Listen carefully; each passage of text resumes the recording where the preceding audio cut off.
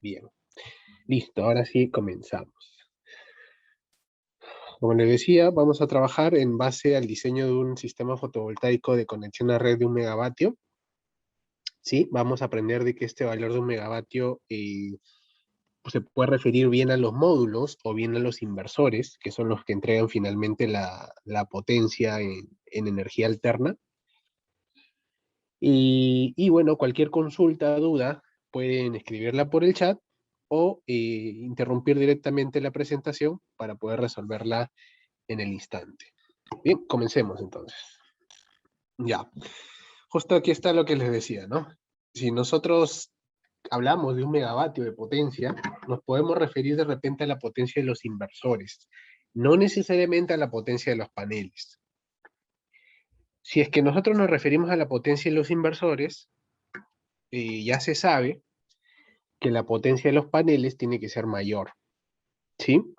Esto ya es algo bastante conocido en el mundo de fotovoltaica. Siempre la potencia de los módulos fotovoltaicos tiene que ser mayor que la potencia de los inversores.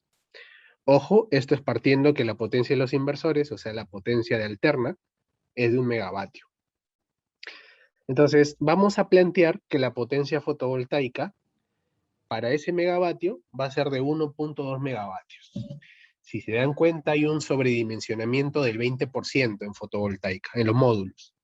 ¿Esto es correcto? Sí, claro que sí, es totalmente normal, se hace todo el tiempo. Entonces, lo que nosotros apuntamos siempre en fotovoltaica es que la potencia de los módulos sea un porcentaje mayor que la potencia de los inversores. ¿Qué porcentaje? Podrá ser un 10, podrá ser un 20, podrá ser un 30% más que la potencia de los inversores. Repito, esto es totalmente común. Empezaremos con los módulos. Ya teniendo definido que la potencia que nosotros vamos a atacar es 1.2 megavatios, necesitamos saber con qué módulo vamos a trabajar. Y para esto, pues partimos de una serie de criterios que yo también los he colocado aquí en base a cómo se mueve este mundo de los proyectos fotovoltaicos, donde el principal criterio es pues emplear el módulo de un fabricante Tier 1. Los Tier 1 son los fabricantes más rankeados a nivel mundial, ¿sí? Y cuando se habla de proyectos de esta capacidad, pues generalmente siempre se suele trabajar con fabricantes Tier 1. Y estos fabricantes son anunciados en una lista que sale cada trimestre, es decir, al año salen 4 de estas listas, y usualmente están publicadas en Internet. Lo que se está viendo aquí es una de las últimas listas de la Tier 1, que es la del tercer trimestre del 2021, en donde vamos a poder ver, de acuerdo también a la capacidad de despacho de módulos que ellos han tenido, quiénes son los fabricantes que están más arriba en esta lista. Y los han cerrado ahí en un recuadro naranja, ¿no? Vemos a marcas como Trina Solar, como Longi, como Jinko, como JA, como Canadian. Todas ellas en el top de la lista Tier 1. Entonces, ahí empieza nuestro primer criterio. ¿Es un criterio válido? Totalmente, totalmente. En el mundo se suelen trabajar proyectos con fabricantes Tier 1 y Perú no es ajeno a ello. ¿Ok? ¿Qué otro criterio podemos guiarnos? El de la disponibilidad local. ¿De qué vale que un fabricante sea Tier 1 si es que no tiene disponibilidad local en el Perú, en el país? Esto es muy importante, ¿no? Ya sea para el Perú o para cualquier otro país. De preferencia, el fabricante debe tener un distribuidor oficial o un representante oficial de la marca en dicho país, por temas de garantía, de cambios, de consultas técnicas y todo. El tercer punto es la garantía, ¿no? ¿Cuánto es la garantía que te ofrecen estos fabricantes? Ustedes saben que los módulos fotovoltaicos duran años y años, pero hay fabricantes que te pueden ofrecer 8 años de garantía, otros te pueden ofrecer 10 años y algunos te podrán ofrecer hasta 15 años de garantía de los módulos. Entonces, y considero que eso también es un criterio bastante importante para manejar el tema de selección. El otro criterio podría venir a ser el precio. El precio en dólares por watt en el cual se manejan los módulos disponibles. Y un quinto criterio, que también es importante, es que en el tema de proyecto de generación energética se habla del costo levelizado de energía, que sus siglas son el LCOE, LCOE. Lo que se busca siempre es que un proyecto de generación eléctrica tenga el LCOE lo más optimizado posible, o sea, lo más bajo que se pueda alcanzar. De esta forma, yo me estoy asegurando de que el proyecto, pues, tiene muchas más opciones de ser rentable. Pero este ya es un tema más que todo financiero, ¿no? Si lo queremos hablar así. Sin embargo, pues, también se conoce de que para optimizar el LCOE en proyectos fotovoltaicos, los grandes fabricantes nos anuncian que deberíamos emplear módulos con celdas de 182 milímetros. Para los que han estudiado en Solar Training ya conocerán que las celdas fotovoltaicas vienen en distintos tamaños. Entonces, una de estas celdas, de este tipo de celdas, es la de 182 milímetros, que en base a un estudio que han hecho los grandes fabricantes, pues ellos determinaron que este tipo de celdas optimizan el LCOE. ¿Y dónde encontramos estas celdas? Pues los encontramos en módulos mayores a 520 watt pico. ¿Ok? Entonces ya tenemos una idea más clara de qué tipo de módulo podemos emplear. Y simplificamos esa lista de criterios, yendo a los Tier 1, yendo a los que tienen disponibilidad local, a los que ofrecen mejor garantía de producto, y buscando módulos de más de 520 watts, planteamos aquí pues dos tipos de módulos. Uno de ellos que es de Canadian y el otro es de Jinko. ¿Sí? Ambos con la misma potencia, 550 watts. Y en esta tabla he colocado una serie de características principales para que ustedes mismos puedan comparar técnicamente qué módulo es mejor que otro, ¿no? ¿Qué podemos resaltar aquí? Podemos resaltar de repente la eficiencia, que aunque no se note, el Canadian es ligeramente más eficiente que el Jinko. Entonces, obviamente en un módulo de repente no habrá diferencia, pero cuando hablamos de 1 megavatio o 1.2 megavatios de módulos, esto ya significará un progreso. ¿Qué otro factor podemos ver aquí? De repente el peso, ¿no? El peso incluso es más eficiente el Canadian porque pesa menos, y esto facilita el tema de la instalación cuando ya el proyecto se está ejecutando. Entonces son características diversas que uno también en base a la experiencia o al criterio que pueda manejar va seleccionando, ¿no? En este caso va a primar el que tiene la mayor eficiencia, nos vamos a quedar con el módulo de Canadian, ese es el módulo escogido. Ya, entonces tenemos ese módulo de 550, este de aquí es su ficha técnica, y lo que yo quiero que ustedes noten es que de su ficha técnica, los únicos dos datos que yo extraigo son el voltaje circuito abierto y la corriente cortocircuito. ¿Sí? Estos dos valores que están aquí, 49.6 voltios y 14 amperios, son los que yo extraigo. ¿Y por qué únicamente esos dos? Porque esos son los principales valores que yo necesito para dimensionar los otros componentes del sistema. ¿Qué otro dato podemos extraer de aquí? La cantidad de módulos. Si ustedes se dan cuenta, al inicio planteamos que los módulos, la potencia de los módulos iba a ser de 1.2 megavatios. Si usted dividen 1.2 megavatios entre 550 watts, les va a salir 2182 módulos. ¿Ya? Esa es una cantidad que nosotros estamos planteando de forma inicial. Si nos queremos acercar a la potencia establecida inicialmente, vamos a hacer un planteamiento de una cantidad inicial. ¿Puede variar más adelante? Claro que sí. Por eso les estoy dejando ahí bien en claro, es un planteamiento. De aquí otro valor que quiero que vean, para que recuerden más adelante, puede ser el aquí, ¿no? El coeficiente de variación de temperatura. Este coeficiente de aquí me indica de que el voltaje del módulo, el voltaje circuito abierto, va a variar conforme la temperatura del módulo varíe. Solo recuerden ese concepto. Esto me va a servir más que todo para yo hacer la corrección por temperatura. ¿Y para qué yo necesito hacer esa corrección? Pues para saber cuál va a ser el voltaje que finalmente mi módulo me va a entregar. ¿Ya? Pero esto lo vamos a ver más adelante. Entonces, repito, he obtenido solo los valores de VOC y de ICC, la corriente de corto y el voltaje circuito abierto, y el coeficiente de variación de temperatura. Entonces, estoy copiando esos mismos datos en esta tabla, no hay ninguna variación, Estoy agregando un dato más que es la temperatura STC. ¿Qué es la temperatura STC?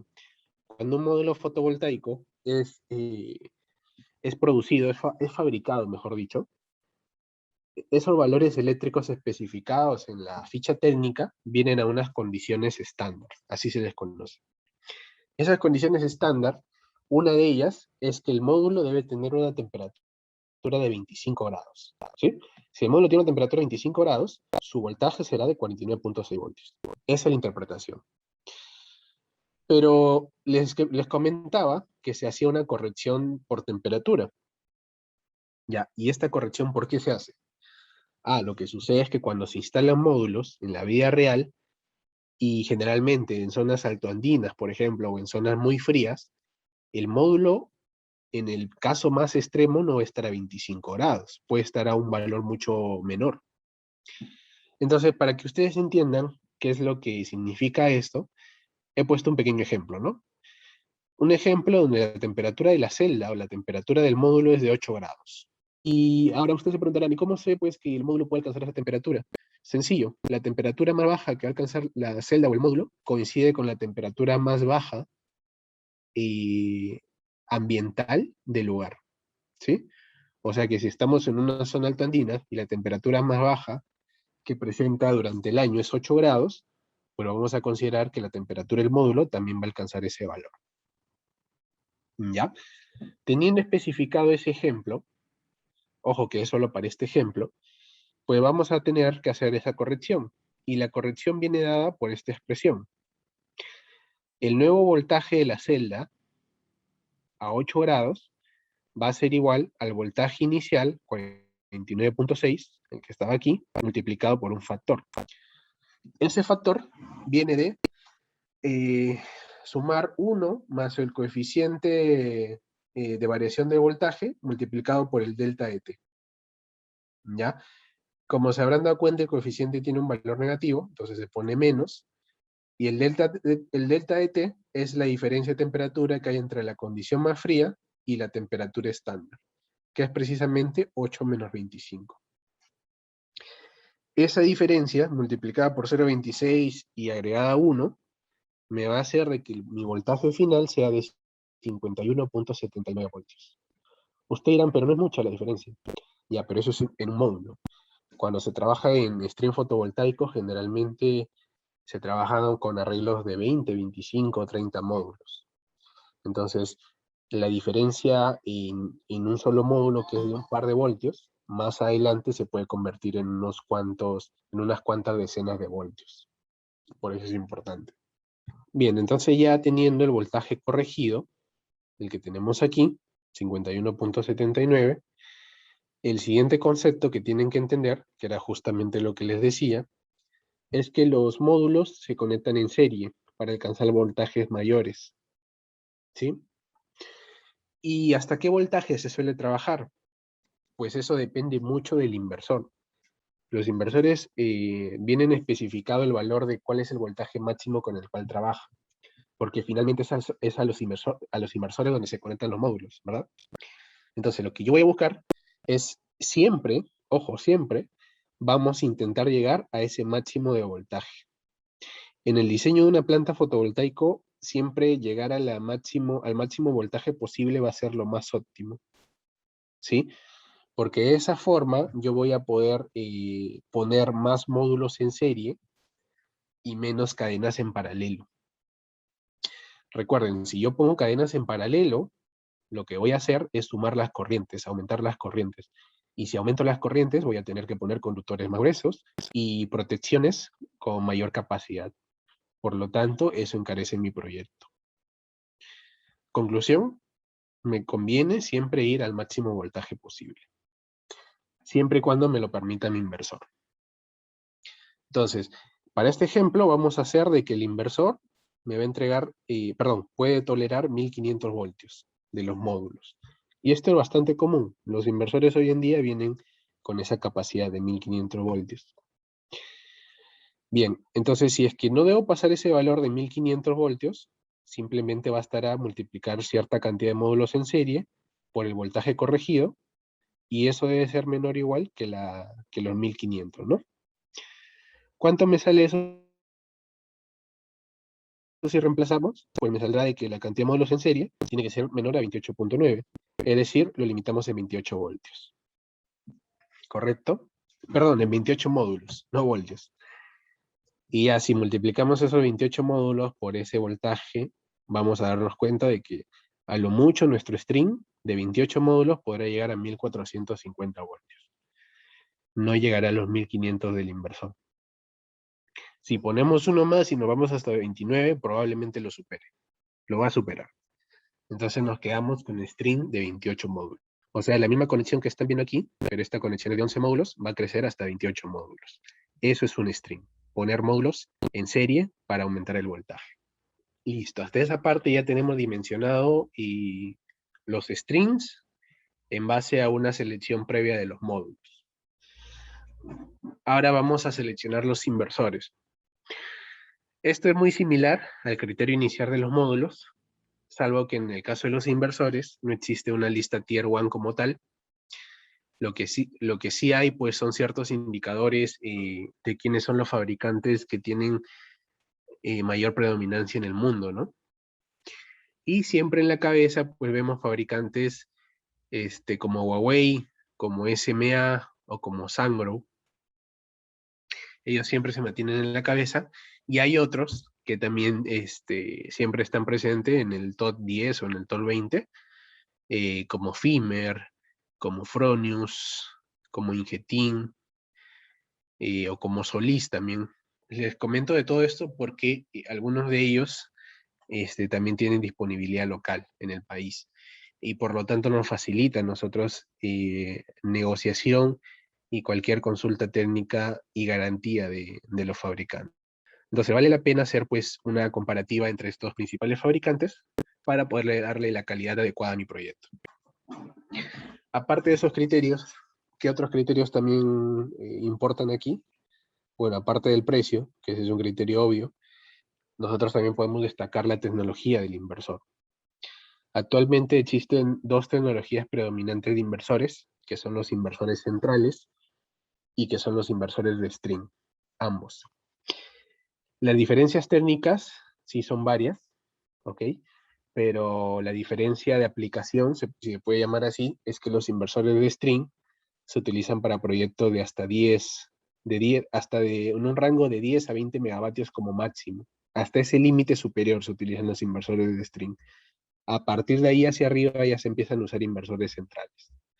Como nosotros estamos en el rango de 1.2 megavatios, vamos a utilizar netamente los inversores de string. Pero le repito, sí hay diferencias técnicas a nivel de topología interna entre ambas tecnologías, para los que no conocen. Bien, entonces con esos fabricantes comentados, yo escojo aquí 3 modelos principales de ellos. Estoy seleccionando 3 fabricantes: Huawei, Solís y Fimer. Y de ellos estoy escogiendo modelos de 215 kilowatts, 225 kilowatts, perdón, 255, me he equivocado aquí, y de 175 kilowatts de cada uno. Similar a los módulos, establezco una serie de criterios técnicos y de aquí, pues, ¿cuál predomina para mí? Pues para mí podría predominar la eficiencia de conversión, podría predominar la cantidad de MPPTs. Para los que no saben, la cantidad de MPPTs es la cantidad de entradas independientes que tiene el inversor, y de tal forma que nosotros podamos ingresar mayor cantidad de strings fotovoltaicos y estos strings generen de forma independiente, al punto de que si unos cuantos strings son afectados por un tema de sombras o de no funcionamiento, al estar en entradas independientes de MPPTs, no van a afectar las otras entradas. Entonces, si yo tengo más entradas MPPT, obviamente tengo mayor confiabilidad. ¿Qué más podemos ver aquí? De repente el tema de la garantía del fabricante también es importante. El tema de la máxima altitud de operación, en algunos casos, como zonas altoandinas, también vale la pena considerarlo.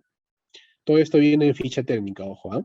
Lo que inicialmente decíamos, el voltaje máximo que puede alcanzar en su ingreso, que es 1500 voltios. Y ¿Qué otro dato podemos tomar aquí? A ver, de repente vale la pena notar de que aquí la salida de estos tres inversores, la salida es en 800 voltios, ¿ya?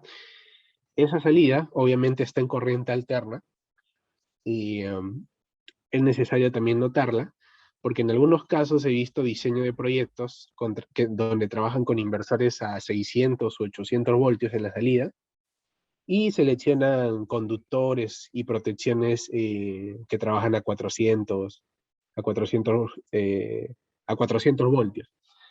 Entonces, no es así tampoco, ¿no? Si nosotros vamos a trabajar con inversores que tengan estos niveles de tensión, obviamente los elementos que acompañan el sistema también tienen que tolerar estos niveles de tensión. En este caso, yo me voy a quedar con el inversor Solís de 255 kilowatts, ¿ya? Me voy a ir por el criterio de eficiencia, por el criterio de cantidad de MPPTs y por el criterio de garantía del fabricante. Y listo. De igual forma, aquí pongo parte de su ficha técnica, donde me muestra diversos valores de la misma. Aquí un pequeño ejemplo de cómo se pueden instalar estos inversores. Para el caso del proyecto que estamos trabajando, decimos de que la parte de corriente alterna, y vamos a tomar ese megavatio, un megavatio, y pues para llegar a un megavatio, como cada inversor es de 255, pues consideraremos 4 inversores. Esos 4 inversores se podrían poner en una estructura así, se podrían colocar sobre la pared, dependiendo del tipo de instalación, ¿no? Eso ya depende mucho del lugar. Entonces, ¿qué datos voy a tomar de aquí principales? El voltaje de entrada máximo en 1500 voltios y el voltaje de salida va a ser 800 voltios en alterno. Ya, esos son los datos principales que voy a tomar. Listo, entonces si yo tenía que mis módulos eran de 550 watts y había establecido de que iba a emplear 2182 módulos, es decir que tendría 1.2 megavatios en la parte continua, y en la parte alterna, al tener 4 inversores de 255, voy a tener 1.02 megavatios. ¿Ok? El cociente de ambas potencias, se le conoce como el ratio DC-AC, que para este caso tenemos un ratio de 1.176. ¿Sí? Es decir, que la potencia de fotovoltaica es un 17.6% mayor que la potencia de los inversores. Esto les comentaba al inicio, ¿no? Esa potencia fotovoltaica siempre tiene que ser mayor. Una pequeña gráfica donde se demuestra pues, de que a diferentes ratios asumidos, las pérdidas energéticas por ese excedente de potencia son mínimas, si se pueden dar cuenta, son mínimas. Entonces, por eso también se recomienda no pasar del 30%. En ese caso, estoy con 1.176, un 17.6% mayor, que está dentro del límite, ¿no? Yo siempre trabajo con ratios menores al 30%, a 1.3. Hasta ahí creo que vamos bien. Ya seleccionamos la cantidad de módulos, los módulos por string y la cantidad de inversores. Pero vamos a ir por otro criterio más. Se le conoce como el criterio del diseño simétrico. ¿Qué me dice este criterio? Me dice que bajo esta condición, los inversores deben tener la misma cantidad de strings, ¿ya? La misma cantidad de strings. Es decir, que si un inversor tiene 10 strings, los otros 3 también deben tener los 10 strings, ¿correcto? Y eso me debe cuadrar con la cantidad de módulos total que yo había calculado inicialmente, ¿sí? Es por eso que yo establezco esta condición, que la cantidad de strings que tenga el inversor por los módulos por string, por la cantidad de inversores, debe ser mayor o igual que 2182. Y obviamente tiene que ser un número entero. Entonces, ¿qué es lo que yo tengo de dato? De dato ya he calculado cuántos módulos por string van a haber 28, y de dato tengo cuántos inversores hay, van a haber 4. ¿Qué es lo que me falta calcular? ¿Cuántos string habrán por inversor?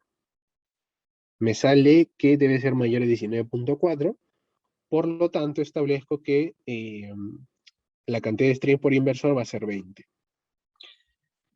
Este es un criterio no obligatorio, pero sí recomendable. Y lo que busca es la simetría en el diseño entre inversores. También de alguna forma para simplificar los cálculos. Finalmente lo que yo voy a tener es que por un solo inversor vamos a tener 20 strings, ¿sí? 1, 2, 3, 4, hasta 20, y cada uno contendrá 28 módulos en serie. Es decir, que cada inversor va a tener 20 por 28, van a ser 560 módulos. ¿Ok? Y esos 560 módulos, ¿cuánto es en potencia? Si lo calculan, 560 por 550 watts, sale 308 kilowatts. Eso es lo que va a tener de potencia cada inversor. Sí, 308 kilowatts.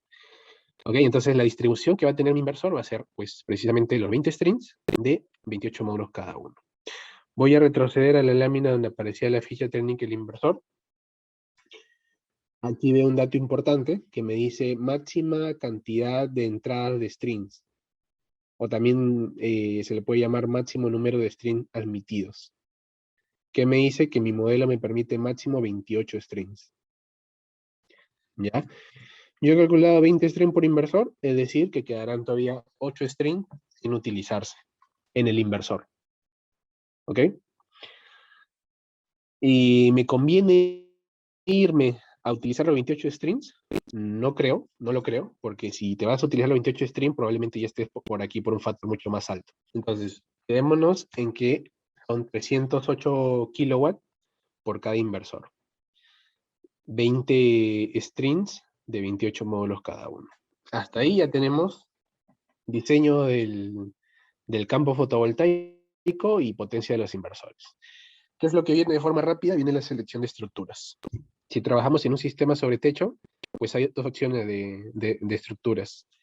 Hay las estructuras con ángulo de inclinación o hay las estructuras coplanares, las que permiten que la instalación sea netamente horizontal o de forma paralela al plano del techo. Esos dos tipos de estructuras son los que más, o son los únicos empleados en techos, sobre techos, sistemas sobre techos. Entonces aquí va a depender mucho de qué es lo que nosotros queremos ofrecerle al sistema. Cada uno tiene sus ventajas y desventajas, obviamente. Vamos a empezar con las estructuras inclinadas. ¿Cuáles son sus ventajas? Las ventajas es que ellos optimizan la generación solar. ¿Por qué? Lo que sucede es que los módulos siempre aprovechan la energía solar cuando tienen un ángulo óptimo de inclinación. Ah, ¿y ese ángulo cuánto es? Ya, pues ese ángulo va a depender mucho de cuál es la ubicación del lugar, ¿no? No es lo mismo un ángulo óptimo en Lima que en Arequipa, es diferente. Entonces eso depende mucho. Pero obviamente al tener la inclinación óptima con estas estructuras, voy a irme al punto óptimo de generación. Esa es una ventaja. La otra ventaja es que cualquier residuo que cae en la estructura, ya sea un residuo sólido como hojas de árboles, polvo, va a tender a resbalar por la misma inclinación que tiene. Entonces, de alguna forma, eso facilita un poco la limpieza que se puede hacer en los módulos. Autolimpieza, mejor dicho. ¿Cuáles son las desventajas? Las desventajas es que son más costosas. Como emplea mayor cantidad de perfiles estructurales, son más costosas. Y esa mayor cantidad de perfiles empleado, pues también implica que haya mayores tiempos de instalación, más cantidad de horas hombre. Entonces, obviamente, hay que hacer ahí un costo-beneficio, ¿no? ¿Cuál es la otra ventaja que tiene? Es que si yo voy a poner una fila adelante y otra fila atrás, por la misma altura que tiene, que le da la estructura a los módulos, se necesita una separación óptima para que no se proyecten sombras entre fila y fila. ¿Y eso en qué se traduce? Eso se traduce de que si yo necesito esa separación, pues también necesito mayor espacio en el techo para colocar mi sistema fotovoltaico. Cosa que no pasa con una estructura coplanar. La estructura coplanar la puedes poner todo pegada, o gran parte de ella. Como son estructuras que no están levantadas, sino que están a nivel del techo, pues no proyectan sombras. ¿Sí? Entonces, dense cuenta de la gran diferencia, ¿no? Ahora, ¿qué otra ventaja tiene la estructura coplanar? Puede que son más económicas. Son estructuras que aproximadamente en el mercado están $25 por módulo. Si se dan cuenta, es casi la mitad que el modelo anterior. Son mucho más sencillas de instalar, bastante más sencillas y obviamente pues implica menos horas hombre. Y lo que les comentaba, que se puede aprovechar de mejor forma el área. ¿Cuáles las desventajas? Las desventajas es que disminuye la generación óptima. Pero ahí pongo un paréntesis, ¿no? Vale la pena hacer un análisis energético, porque en muchos casos esa disminución de generación óptima es un valor despreciable, que generalmente no supera el 5%. O sea, no supera el 5% de la generación óptima. Entonces, ese 5% tradúcelo tú en dinero y compáralo con el ahorro que vas a obtener si colocas estas estructuras, probablemente el ahorro de las estructuras sea mucho mayor, ¿no? Por eso vale la pena ahí hacer un análisis económico energético. Sí, pero esas son las estructuras coplanares. Y el otro tema es que en algunos lugares existe mayor acumulación de residuos en la superficie. Como aquí está todo horizontal, no existe esa facilidad de que resbalen esos residuos. Ni siquiera cuando hay lluvia. Incluso cuando hay lluvia se empoza el agua y la tierra en el mismo módulo. Esa es una contra que tiene este modelo. Ahora, en el caso de suelos, de sistemas sobre suelo, sobre tierra, la que se ha estandarizado es la estructura inclinada, que son de estas formas. Generalmente trabajan con 2 filas de módulos. Y van puestas, en la mayoría de los casos, sobre bases cimentadas. Ahora, este tema de ponerlas sobre bases cimentadas también es un tema y dependiendo de la capacidad del sistema. Si son sistemas demasiado grandes, que ya se utilizan para generación eléctrica a gran escala, ya no se utilizan cimentaciones en las bases, sino hay otro método de fijación, que se le conoce como el hincado. Pero en sistemas pequeños, que no superan los 5 megavatios, se suele hacer así todavía, sobre estructuras cimentadas. Pero bueno, este sería el caso si es una estructura sobre suelo. Entonces, ahí queda la elección de cada diseñador, qué estructura es la que selecciona para su instalación. Son bastante estandarizadas, vienen prefabricadas en el mercado y son hechas de aluminio anodizado. ¿Sí? Se traen de China o de Europa, y en el caso de algunos instaladores o montajistas que deseen fabricar sus estructuras de forma local, también se suele hacer, pero generalmente aquí suele ser un poco más costoso que traerla importada. Entonces también es cuestión de analizarlo, ¿no? Bien, vamos a las protecciones. En el caso de corriente continua, vamos a tener dos protecciones principales. Una es contra sobrecorrientes y otra es contra sobretensiones. Una vez me preguntaron por ahí por qué no se usa protección diferencial en continua, interruptores diferenciales. Esa respuesta es sencilla. Los sistemas fotovoltaicos son generadores flotantes, ¿sí? A diferencia de un sistema de distribución convencional que tiene un conductor a tierra, por donde hay retorno en el caso de una falla a tierra, los sistemas fotovoltaicos no lo tienen. Entonces no tiene sentido poner una protección diferencial, porque en el caso de un contacto a tierra de un conductor activo, pues no va a haber la corriente suficiente para que una protección diferencial convencional la detecte y pueda aperturar el circuito. Entonces, en sistemas fotovoltaicos, en la parte de los módulos fotovoltaicos, no se emplea protección diferencial. En el mercado ustedes van a encontrar protección diferencial en corriente continua, eso sí hay, pero no son para módulos fotovoltaicos. ¿Ok? Entonces simplemente nos limitamos a usar la protección contra sobrecorrientes y la protección contra sobretensiones, nada más. La de sobretensiones se usa más que todo cuando hay presencia de descargas atmosféricas. ¿Sí? Recuerden que los módulos son una gran superficie metálica expuesta al aire libre, ¿no? Entonces, en zonas con presencia de descargas atmosféricas, se puede comportar como un sistema que atrae los rayos. Entonces, tenemos estos dos tipos de protecciones. Vamos a empezar con la protección contra sobrecorrientes. Ya, en la protección contra sobrecorrientes nos vamos a guiar de lo que dice esta IEC.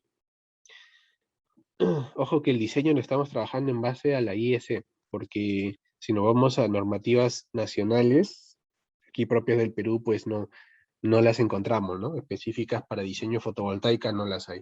Entonces nos vamos a la IEC, donde nos da una condición para emplear protección contra sobrecorrientes. ¿Cuál es esa condición? Primero les explico esta parte de aquí. Les decía que los inversores vienen con entradas MPPT independientes. ¿Ya? Aquí vemos 1, 2, 3, 4, 5, 6, 7 y así habrá muchas más. Entonces, si son independientes, quiere decir que lo que ocurra dentro de ese MPPT solo surtirá efecto dentro de ese componente. ¿Qué es lo que hay dentro de un MPPT? Generalmente admiten dos strings. ¿Ya? Aquí arriba hay un string, perdón, el primer cuadrado con el tercer cuadrado es un string, positivo con negativo, y el segundo cuadrado con el cuarto cuadrado es otro string, positivo con negativo. Entonces, este único MPPT de forma independiente está admitiendo solo dos strings. La condición de aquí me habla precisamente de la cantidad de strings. Acá me dice, este NS se refiere a la cantidad de strings en paralelo. Y pues precisamente estos dos strings internamente en el MPPT están en paralelo, ¿ok?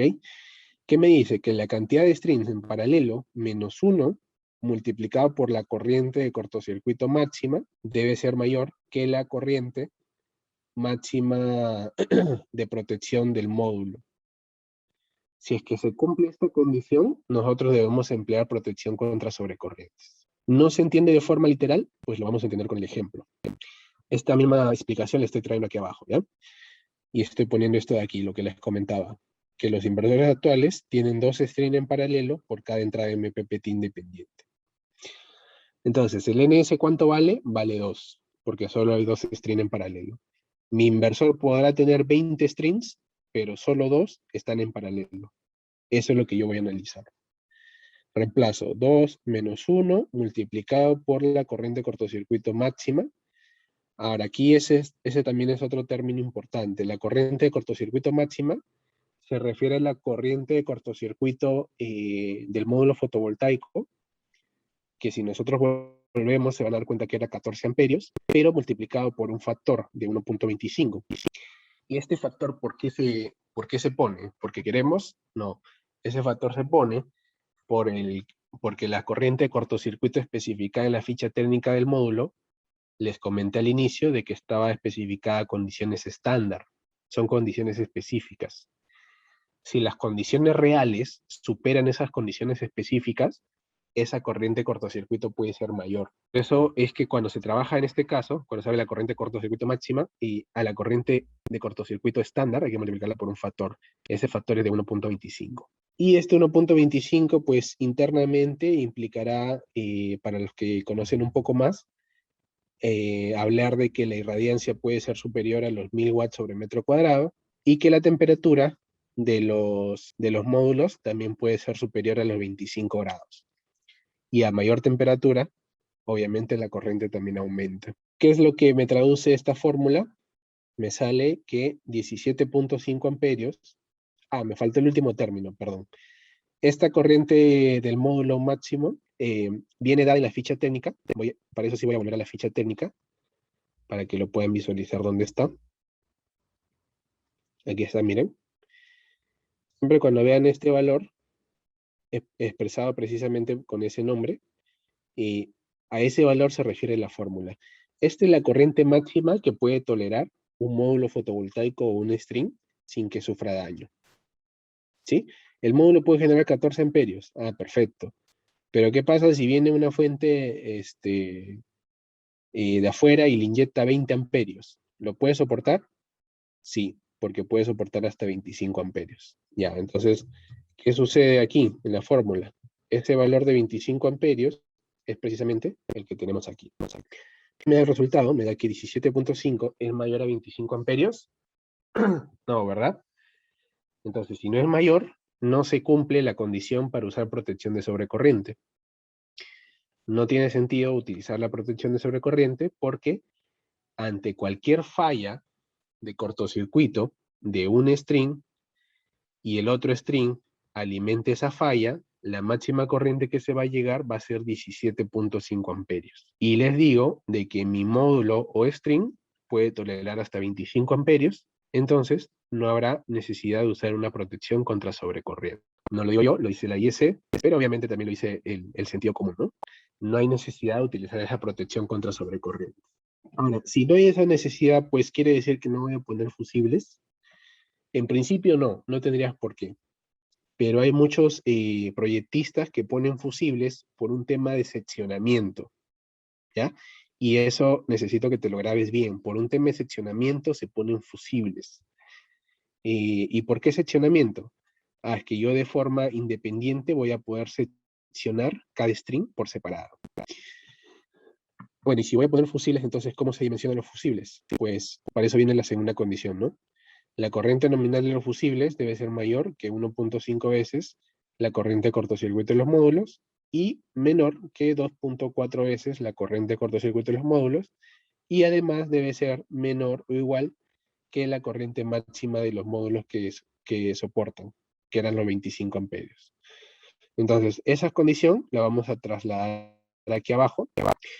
Ojo que en este caso ya es la corriente de cortocircuito del módulo, no confundir con la corriente de cortocircuito máxima, ¿ok? Son cosas distintas. En el caso de la corriente de cortocircuito del módulo, esa sí será solo los 14 amperios, nada más. Entonces, la corriente nominal deberá ser mayor que 21 amperios, pero menor a 33.6 amperios. Ese es el valor del fusible. Debe estar en ese rango. Ah, pero me faltó una condición más, que esa corriente nominal tiene que ser menor o igual que 25 amperios. ¿Sí? Entonces tengo estas dos, que debe estar entre 33 y 21 y debe ser menor o igual a 25 amperios. ¿Cuáles son los modelos comerciales de fusibles en el mercado? Pues generalmente van subiendo de 5 en 5, ¿no?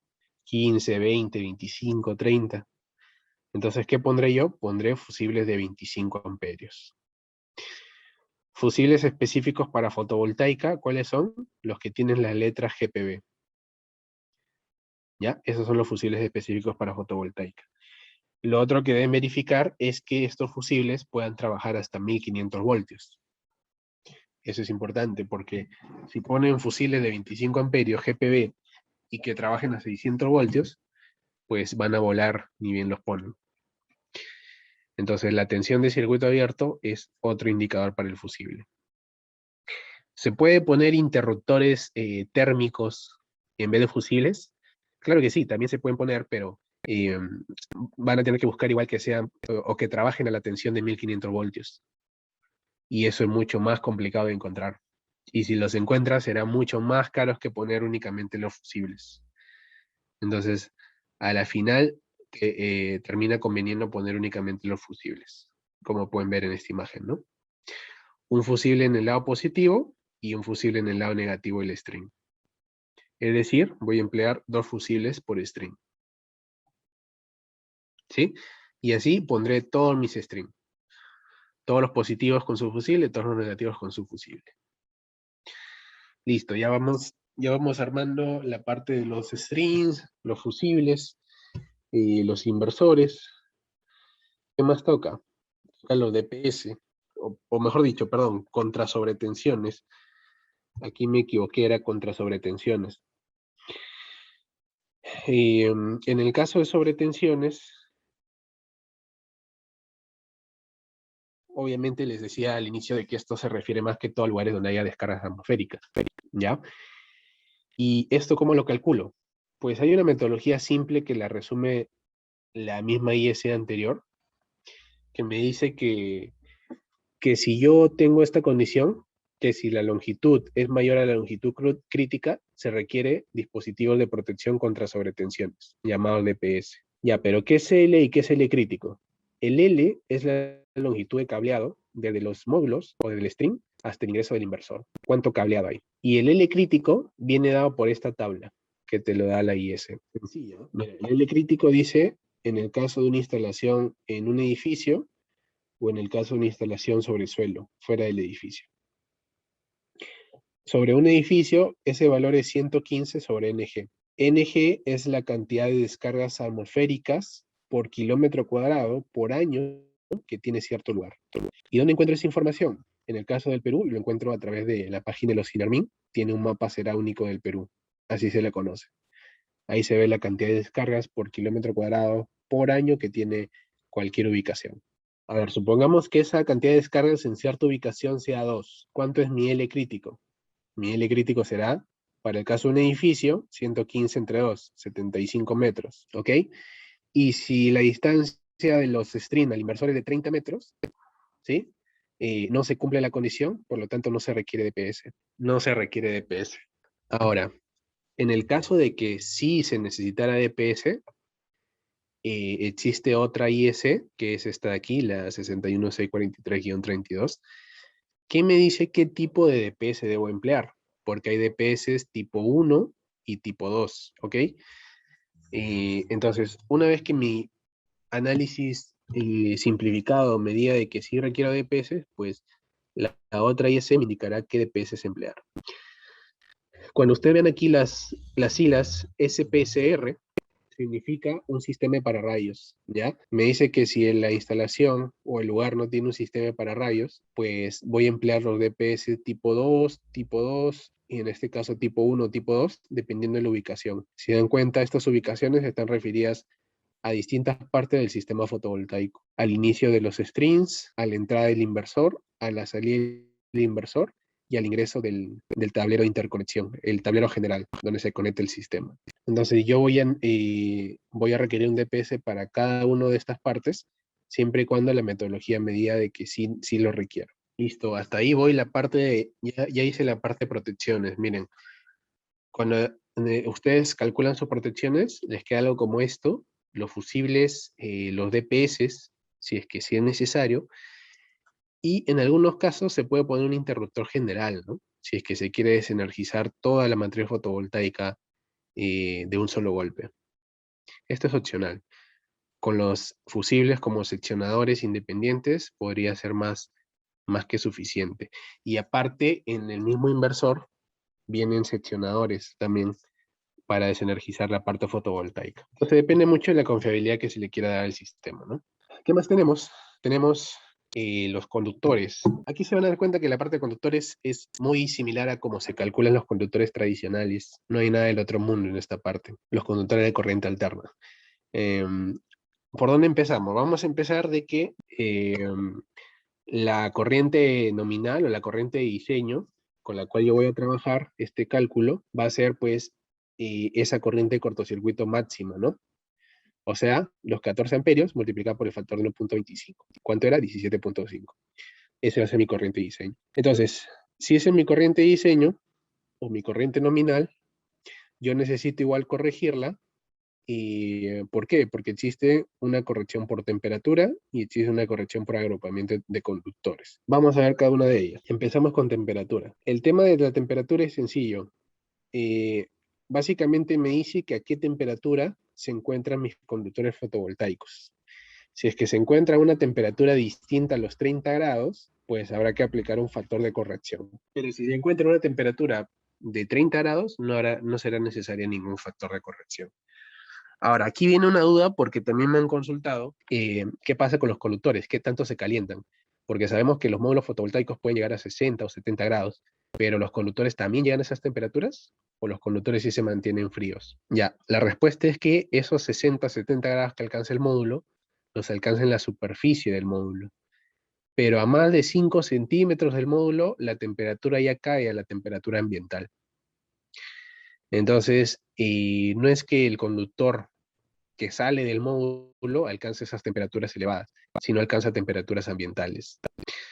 Es por eso que vamos a nosotros a considerar que los conductores están a 30 grados y por lo tanto el factor de corrección por temperatura sigue siendo igual, ¿no? 1. No hay ahí una corrección que hacer. Lo que sí puede ser más importante es el agrupamiento, la agrupación de conductores, porque generalmente, como ya hemos visto, hemos calculado que cada inversor va a tener 20 strings. Entonces, si tienes 20 strings, en total tienes 20 conductores positivos y 20 conductores negativos. Y todos agrupados. ¿Ok? Ya, pues en este caso sí existe pues unos factores de corrección para agrupamiento. Ya, les decía que en el caso de tener, por ejemplo, para este caso, tener 20 strings se traduce en 40 conductores. Para mi tabla, que está en una norma técnica peruana, que es esta de aquí, esta norma técnica peruana de conductores fotovoltaicos, para esa norma técnica se traduce, esos 40 conductores se leen como 20 circuitos, así lo interpreta. Y para 20 circuitos, que es de la máxima capacidad que te da, te dice que el factor de corrección es de 0,38. Es decir, que ese segundo factor va a ser de 0,38.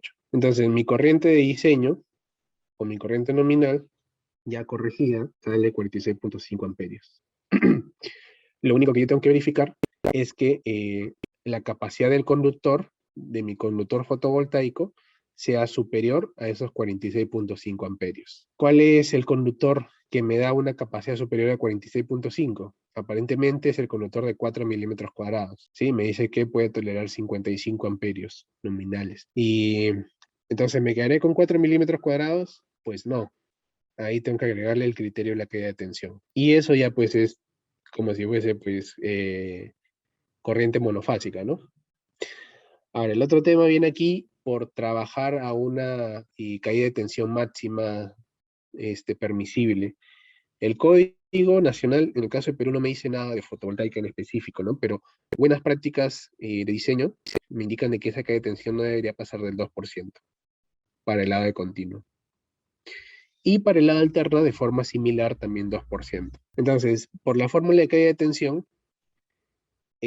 obviamente yo voy a buscar de que esa caída no pase el valor de 2%, y voy a obtener que para el caso de conductores de 4 milímetros, la distancia máxima que tendré de mis estrenos hasta mi inversor, para no pasar esa cantidad, ese 2%, será 173 metros, y para el de 6 milímetros, 260 metros. Puse esos dos, 4 y 6 milímetros, porque son los conductores más empleados en los generadores fotovoltaicos.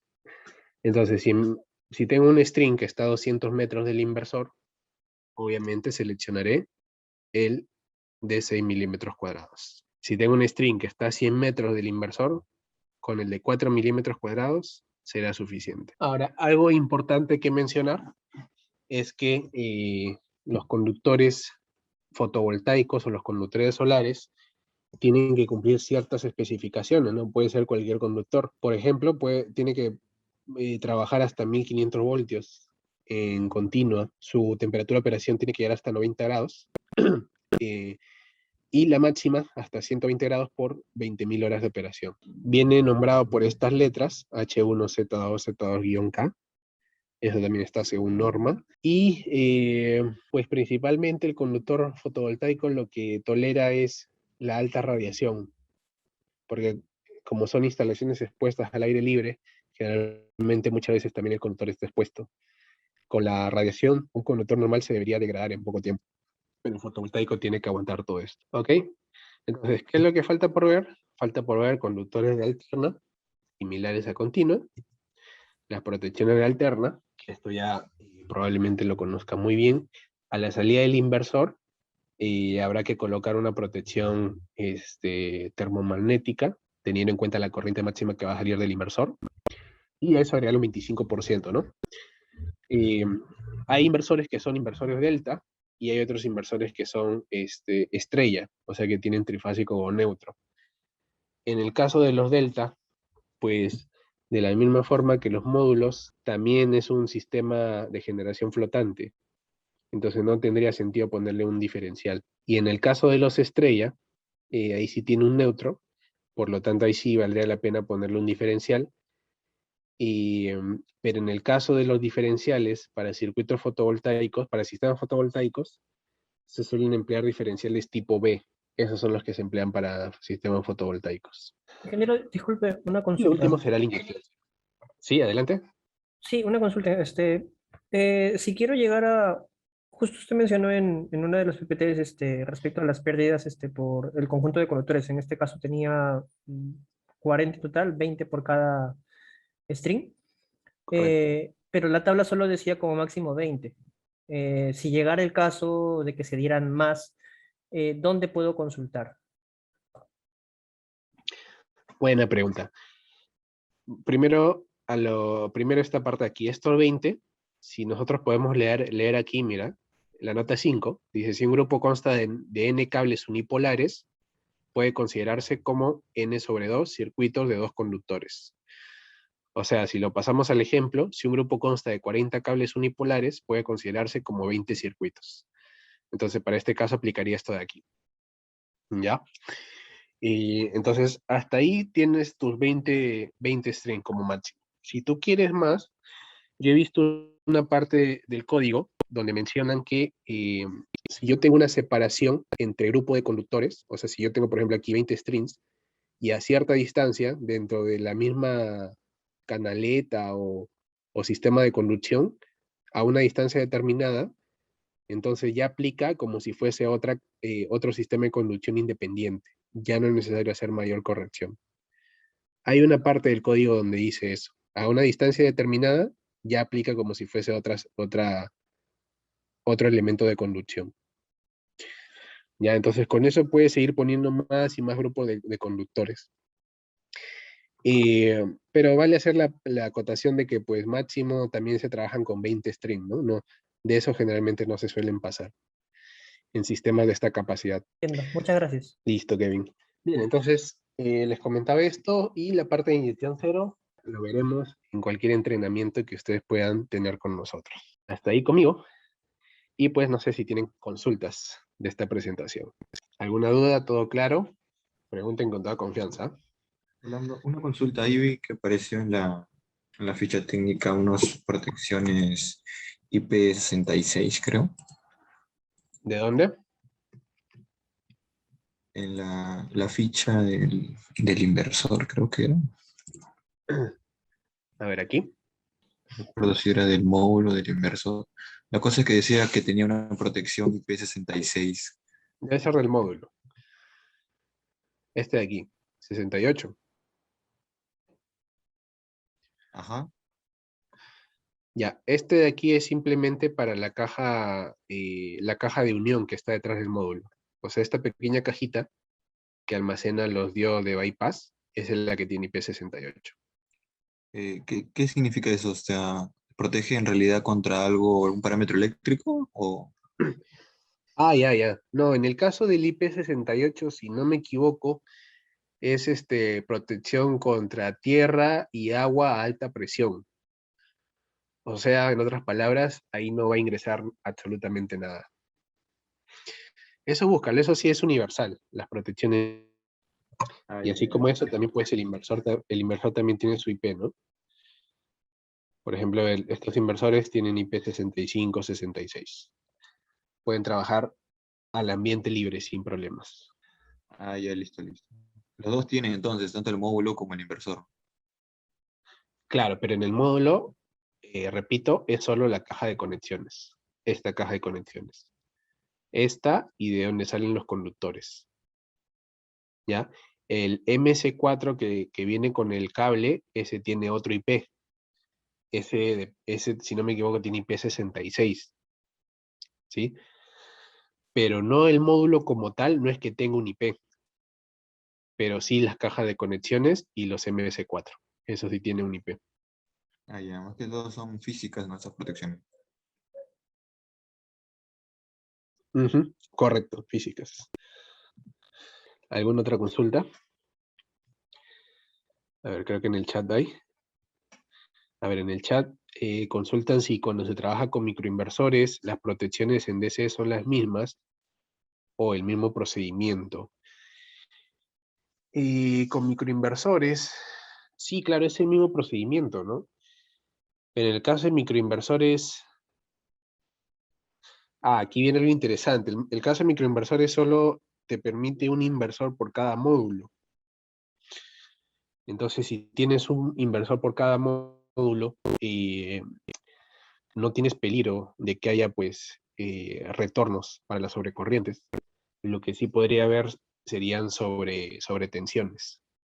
Eso sí. Entonces, habría la pena hacer el análisis en la sobretensión. Protección contra sobretensiones. Pero en sobrecorriente no sería necesario. Se dan cuenta, pues, no es tan complicado, ¿no? Si lo vemos así el diseño. Listo, entonces ahí nos quedamos, pues, compañeros. Muchas gracias por su tiempo. por su atención y por estar aquí con ganas de aprender después de un emocionante partido. Bien, nos vemos entonces. Buenas noches a todos. Gracias por su asistencia.